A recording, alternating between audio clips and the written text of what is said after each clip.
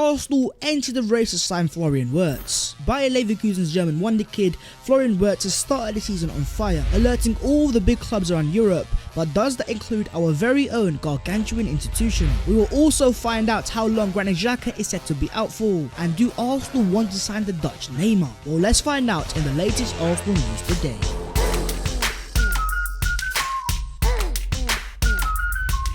Yo, what is going on, guys? My name is Baz14 and welcome back to your boys channel. Make sure to go down there and smash a like on the video, and do subscribe to the channel if you're new, because we are less than 100 away from 60,000 subscribers. So getting into the Arsenal news, and starting off with Florian Wirtz. 18 years of age, he plays for Bayer Leverkusen in the Bundesliga. He's a German and he is very highly rated by a lot of top European clubs, and of course Bayer Leverkusen themselves. But in terms of our club, Arsenal Football Club, today Christian Falk is reporting that Arsenal are in the race to sign 18-year-old midfielder Florian Wirtz. Now, Christian Falk is a Bundesliga source, he's a German source, so one can believe that he is somewhat reliable in this scenario. But then again, in terms of Christian Falk and Arsenal news, he was the same guy reporting that Bert Neno was going to start the North London derby, and as you guys are aware, that was not the case. So you guys can make of that what you will. But let's discuss the player that is Florian Wirtz himself. How good is he, and is he a player that Arsenal should be looking to sign in the first place?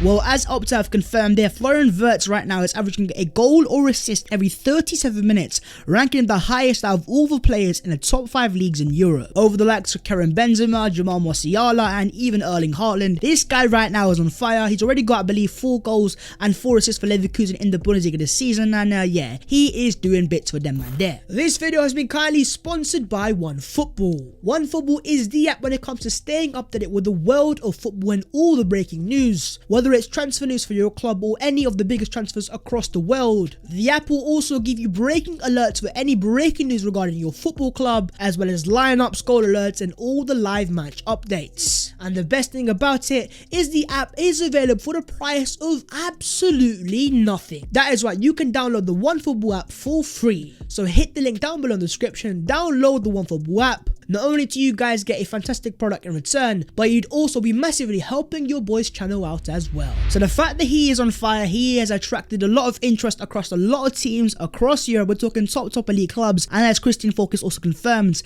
Man City, Chelsea, Liverpool and Man United are also all interested in signing the wonder kid Florian Wirtz in 2023. So just the small clubs that are Man City, Chelsea, Liverpool, Man United, but it also is another big issue, my friends, because there's also another small unknown German club called Bayern Munich that also want to sign Florian Wirtz. So let's be clear, if Arsenal are serious about signing this wonder kid, Arsenal will have a lot of elite clubs also fighting for his signature. And in terms of the price tag of the player, was sort of confirmed that Leverkusen would demand at least 100 million euros. So just a small poultry fee of 100 million euros gets you Florian Wirtz out of Bayer Leverkusen, and yeah, this is the same club, by the way, that produced Kai Havertz, so they have a history of producing some top young German players. So overall, yes, Florian Wirtz is a top potential young German star boy, but with the price tag being obscene and the likes of Man City, Chelsea, Man United, Liverpool and even Bayern Munich all wanting the same player, this is not going to be an easy transfer if Arsenal are in fact looking to make it happen. So let me know your own thoughts on the German young player Florian Wirtz,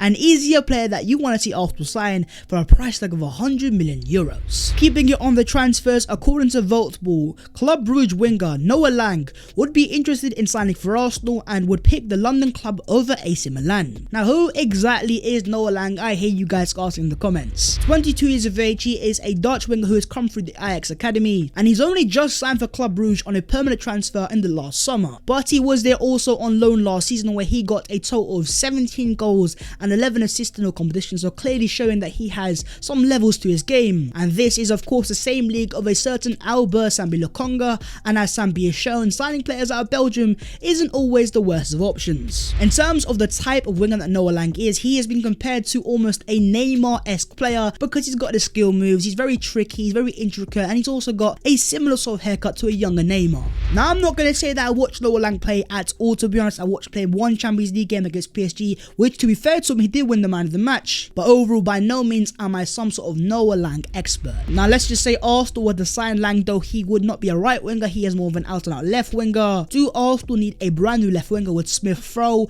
and Martinelli both playing in those positions? I think this calls for a cheeky little discussion, so let's discuss Noah Lang down below in the comments, and would you take him at Arsenal? Moving on, let's discuss a certain Granit Xhaka. Finally, after his 3-match suspension was over, Granit Xhaka came back into the Arsenal team, starting against Tottenham, and he put in a pretty decent performance. Alas, he was unable to finish the full 90 minutes, coming off at the 75th with a very nasty knee injury. And today Arsenal have confirmed that Granit Xhaka has suffered a significant injury to his medial knee ligament. A specialist consultant determined he does not require surgery. His recovery will start immediately and is aiming to be back in action approximately in 3 months. Now, there are a lot of Arsenal fans that aren't Xhaka's biggest admirers, and even myself, I'm not his biggest fan. But at the same time, I also do understand that he is very important to Mikel Arteta and this Arsenal team as it stands. So as I said, best of recovery to Granit Xhaka. But now that Xhaka is injured, who exactly is going to replace him in the first team? Of course, you've got Mohamed Elneny, you've also got Ainsley Maitland-Niles, but most importantly, Albert Sambi Lokonga. And Lokonga, in an interview on Arsenal Today, says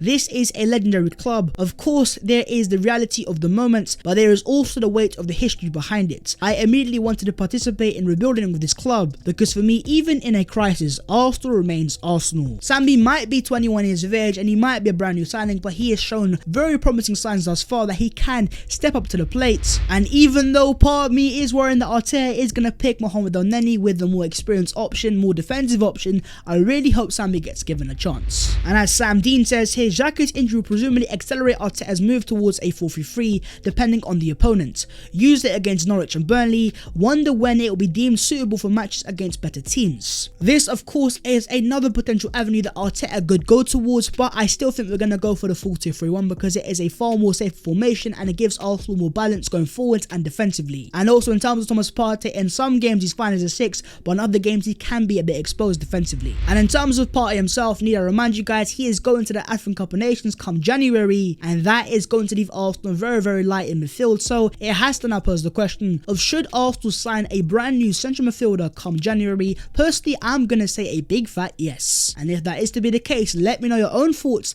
down below in the comments on what midfielder do you want to see Arsenal sign. Christian Falk says, true, Inter Milan is interested in the transfer of Bernd Leno in January. Now I would completely understand Bernd Leno leaving Arsenal because he's at the peak of his powers as a goalkeeper and Ramsdale's coming and taking over his #1 shirt. But is he actually going to Inter Milan? Well, according to Fabrizio Romano, Inter are not even considering Bernd Leno as an option. He's not even in the list. Andre Onana is the goalkeeper they want to sign since July, and he is really close to joining Inter as a free agent for June 2022 as reported for days. So Fabrizio Romano has come in and bodied Christian Falk out of the way, but irregardless, I still think Leno will want to leave Arsenal potentially in January. I'm not sure where he's going to go though. And Leno himself in a recent interview has said, there was no clear reason why I was out, but it had nothing to do with my performance. He, Arteta, is the trainer, he decides. Of course it is difficult for me. He also adds on the London is very nice, Milan is not bad either and closer to my home Stuttgart, but I am not seriously thinking about that yet. I feel comfortable at Arsenal and in London. Only if nothing changes in my situation by winter would I think about things. But my question to you guys is, if Arsenal are to sell Bernd Leno, what price tag would you set on the German international goalkeeper? David Seaman has been doing some informal goalkeeping coaching work with Arsenal's under-23s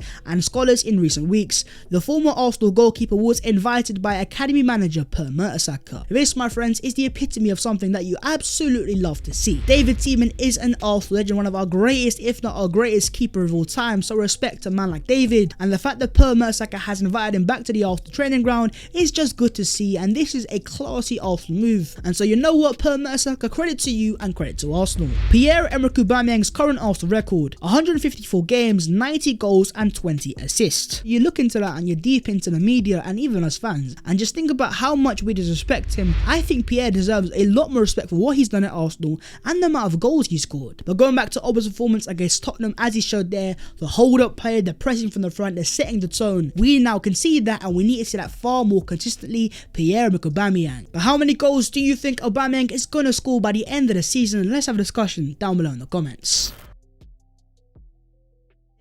And let's start off with Mr. Ben White, Benny Blanco, Benjamin White. What are you saying, my friend? Well, according to Jacob Steenberg of The Guardian, Ben White is in line to return to England squad on Thursday for the World Cup qualifiers against Andorra and Hungary. A return to the England national team for Mr. Benny Blanco is things you love to see, and you know what? In the last couple of games, he's starting to show the quality he has, especially in the game against Spurs. For me and lots of people, he bullied Harry Kane. And yes, he still has his mistakes, and by no means is he the perfect centre-back. But even in the early games for Arsenal, alongside Gabriel Magalhaes, you can see exactly why Arsenal spent the money on him. You can see the quality playing at the back, the long passing range as well, and also a decent little defender as well. According to Chris Whitley, Brighton could be without nearly half a dozen players for Saturday's match against Arsenal. Bissouma and Welbeck among the major injury doubts. On one hand, that is a massive blow for Brighton, but on the other hand, it's a massive boost for Arsenal Football Club. Yves Bissouma is a top player that your boy is always rated, and you know what? I'm gonna go as far as saying I'm actually more scared of Brighton to an extent that I was against Tottenham. And in terms of after Brighton, we've got Crystal Palace at home, Aston Villa at home, Leeds at home, Leicester away, and Watford at home. Out of those next 6 games, there are quite a few sticky little teams that could cause Arsenal a lot of issues. But then again, there are quite a few games at home, and games that I think Arsenal certainly can win if we're on our normal and decent form. But out of those next 6 games, how many wins do you think Arsenal are gonna get? The 4 Arsenal players up for the Player of the Month award: Takehiro Tomiyasu, and Ramsdale, Emil Smith-Rowe, and Pierre-Emerick Aubameyang. 2 of the players there, of course, are brand new signings, which I guess is a positive sign to see players coming to Arsenal, settle in quickly, and give the Arsenal team a massive boost. But also in terms of players that are missing, the likes of Thomas Partey, Gabriel Magalhaes have also had pretty strong months, so I guess it's just good to have options for the Arsenal Player of the Month award, and we're even going to have some goals for the Arsenal Goal of the Month award. This is beautiful scenes, my friend. But in terms of the 4 players there, who do you think should win the Arsenal Player of the Month award for September? Let's discuss down below in the comments. But that is the video. If you guys have enjoyed, make sure to go down there and smash a like on the video, and do subscribe to the channel if you guys are new. If you want to follow your boy on them social medias, your boy is back up on the Twitter, so the links will be down below in the description. But that was the latest Arsenal news today. I do apologize for not being as consistent, but your boy is back with the content, so enjoy, and I'll see you guys later in a bit.